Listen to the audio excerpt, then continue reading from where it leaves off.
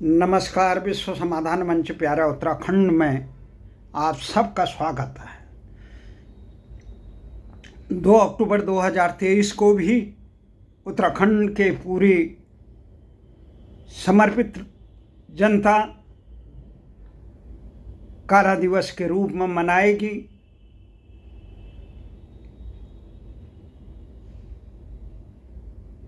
यह काला दिवस क्यों मनाया जाता है और कहाँ पे मनाया जाता है, इसके बारे में, और क्यों मनाना जाता है, इसके बारे में भी मैं आज आपको विस्तार से बताऊंगा। पहली तो बात यह है कि 2 अक्टूबर गांधी जयंती और लाल बहादुर शास्त्री जी का जन्मदिन है। उस दिन को यहाँ पूरा देश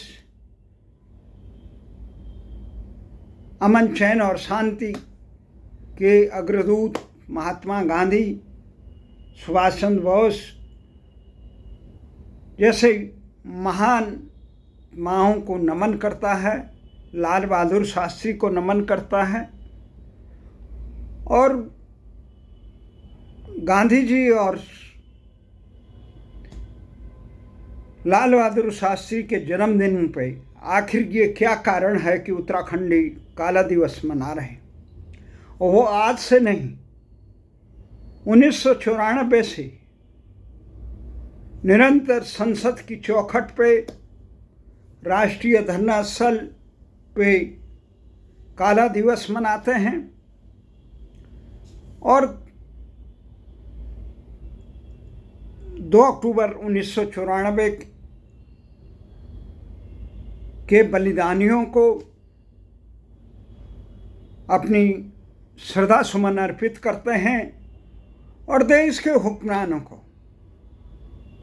जिन्होंने देश की न्यायपालिका पर, देश की संस्कृति पे कलंक लगाने का काम किया, उन गुनाहगारों को दंडित न किए जाने के विरोध में उनको धिक्कारते हैं, उनको अपने संवैधानिक दायित्वों का निर्वहन न करने के लिए लानत देते हैं।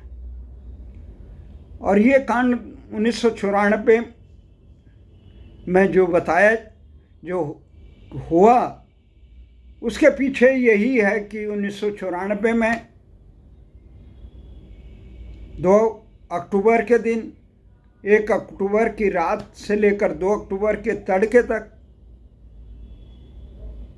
2 अक्टूबर को उत्तराखंड राज्य गठन आंदोलन के दौरान उत्तराखंड के लोगों ने अपने संवैधानिक दायित्व का निर्वाह के तहत शांतिपूर्ण मांग कर रहे थे कि हमें विषम भौगोलिक परिस्थितियों के आधार पर पृथक राज्य बनाया जाए, उत्तराखंड दिया जाए, जिसमें तत्कालीन उत्तर प्रदेश की मुलायम सरकार भी सहमत थी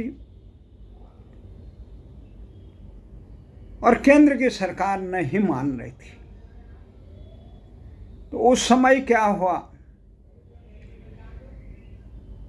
कि 94 में जब मंडल कमीशन में, शिक्षा संस्थानों में मंडल आयोग की रिपोर्ट लागू हुई, तो उत्तराखंड की विषम भौगोलिक परिस्थिति, सामाजिक ताने बाने के कारण वहाँ के शिक्षा संस्थानों में और वहाँ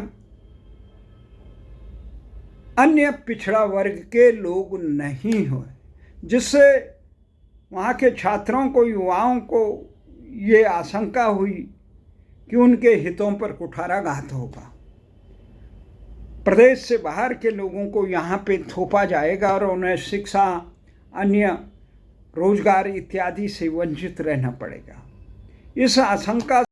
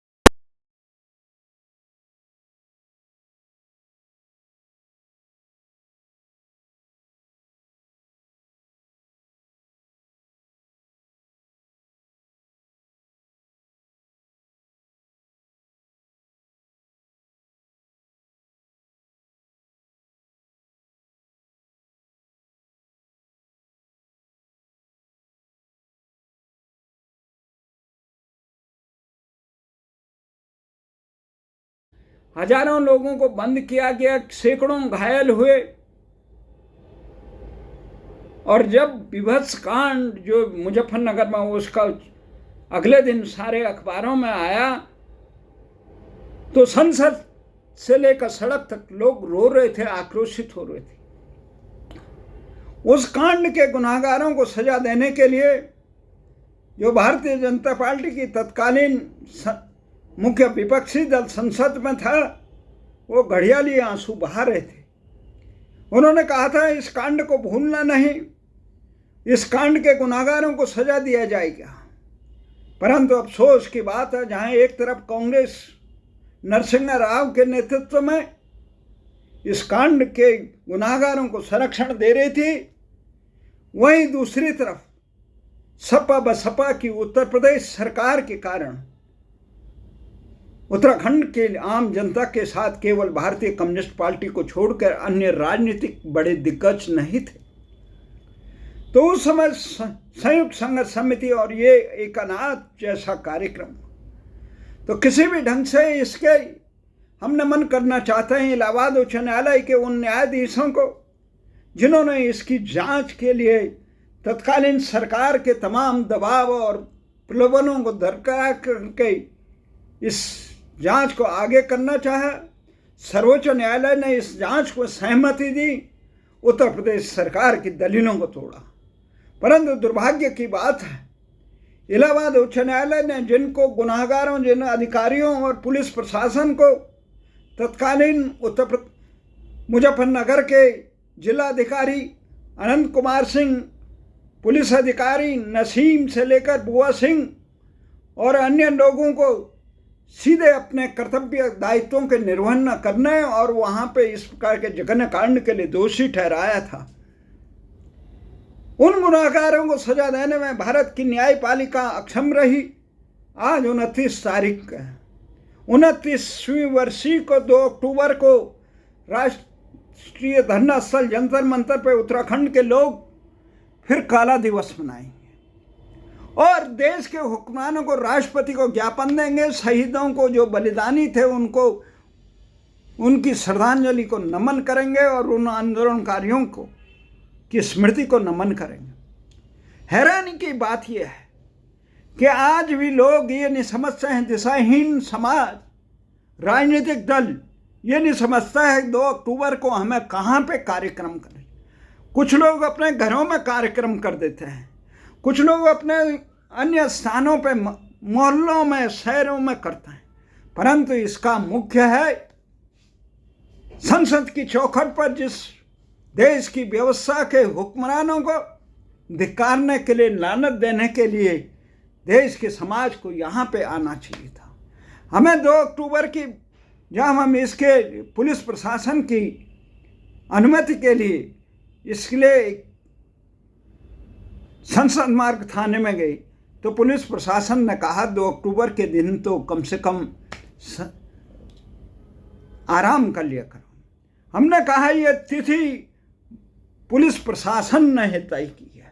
जब हमारे गुनाहगारों को सजा देने के बजाय, जिन्हें इलाहाबाद उच्च न्यायालय ने दोषी ठहराया, सीबीआई ने जिन्हें दोषी ठहराया, मानवाधिकार और महिला आयोग ने जिसे दोषी ठहराया, उन गुनाहगारों को सजा देने के बजाय देश की सरकारें संरक्षण देती हैं, उनको पदोन्नति देती है।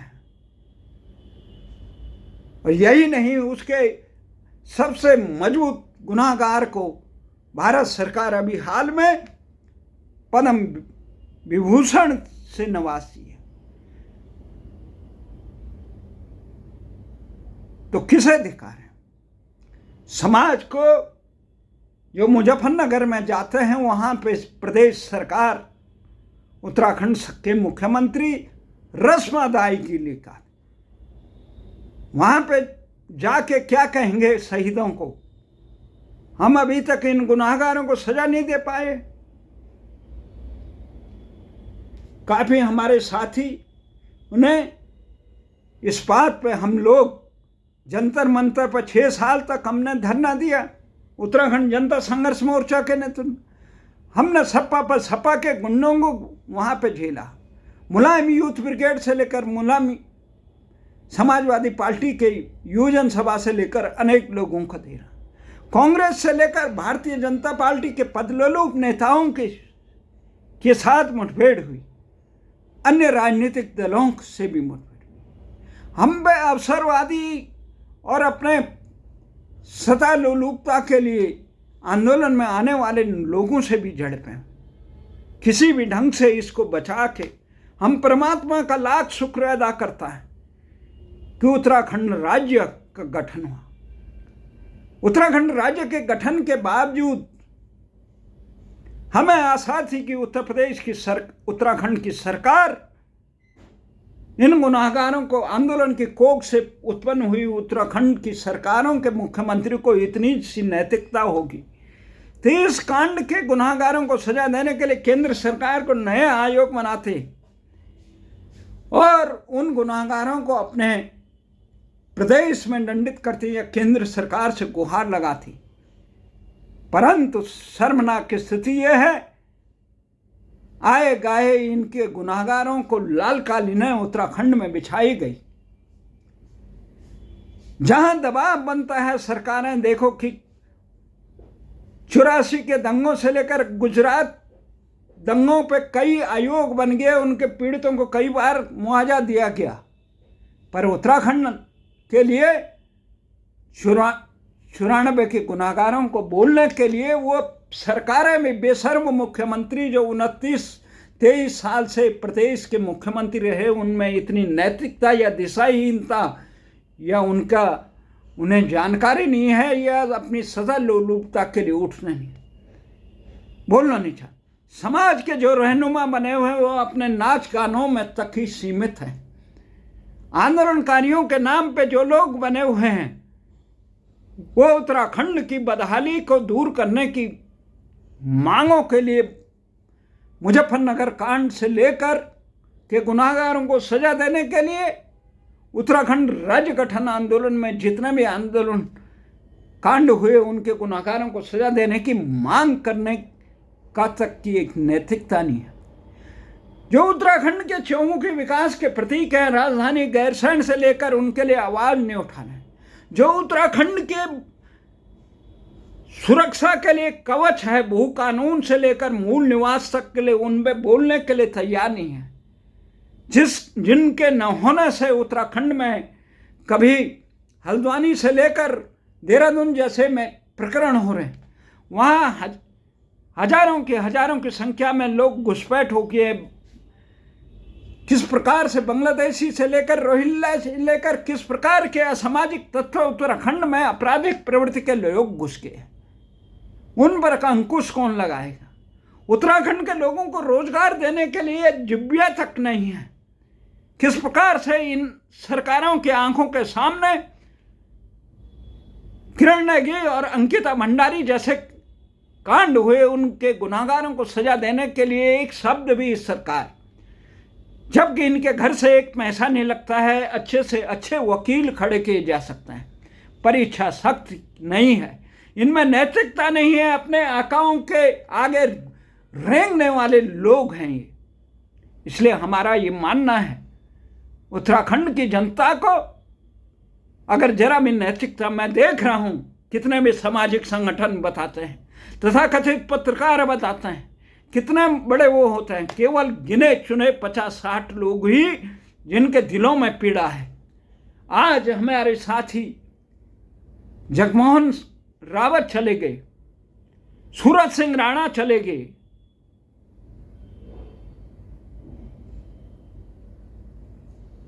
बहन रावत चले गई, कई और साथी चले गए, जगदीश नेगी चले गए।